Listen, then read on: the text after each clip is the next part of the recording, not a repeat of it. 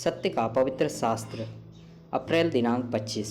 जो मेरी हानि से आनंदित होते हैं उनके मुंह लज्जा के मारे एक साथ काले हों। जो मेरे विरुद्ध बड़ाई मारते हैं वह लज्जा और अनादर से ढप जाएं। भजन संहिता 35 का 26 पद। बड़ाई मारना मनुष्यों का स्वभाव हो गया है, क्योंकि मनुष्य अपने बुराई के कामों में घमंड करने लगा है।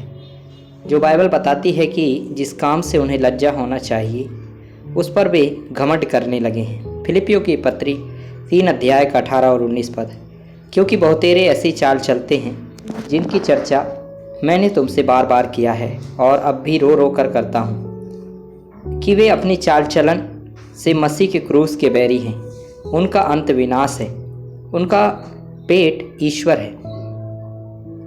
वे अपनी लज्जा की बातों पर घमंड करते हैं और पृथ्वी की वस्तुओं पर मन लगाए रहते हैं।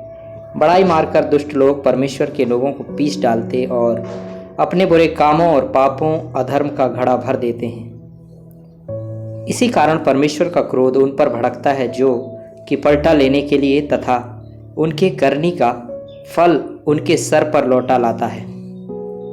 अंत के समय का यह भी एक प्रमुख और विशेष चिन्ह है कि बहुतेरे लोग परमेश्वर के लोगों को सताएंगे तथा उनके विरुद्ध बड़ाई मारने वाले हो जाएंगे। दूसरा तीमुथियुस 3 अध्याय का 1 से 2 पद। पर यह जान रख कि अंतिम दिनों में कठिन समय आएंगे, क्योंकि मनुष्य अपस्वार्थी, लोभी, डींगमार, अभिमानी, निंदक, माता पिता की आज्ञा टालने वाले, कृतघ्न, अपवित्र अवश्य ही सर्वशक्तिमान परमेश्वर यहोवा इन सबों का न्याय करेगा, और वह दिन अधिक दूर नहीं है। सभी कुकर्मियों और विरोधियों को दंड देने का समय बहुत निकट आ गया है। भजन संहिता 94 का 1 से 7 पद। हे यहोवा, हे पलटा लेने वाले ईश्वर, हे पलटा लेने वाले ईश्वर, अपना तेज दिखा। हे पृथ्वी के न्यायी, उठ और घमंडियों को बदला दे। हे यहोवा, दुष्ट लोग कब तक डींग मारते रहेंगे? वे बकते और ढिठाई की बातें बोलते हैं, सब अनर्थकारी बढ़ाई मारते हैं। हे यहोवा, वे तेरी प्रजा को पीस डालते हैं, वे तेरे निज भाग को दुख देते हैं।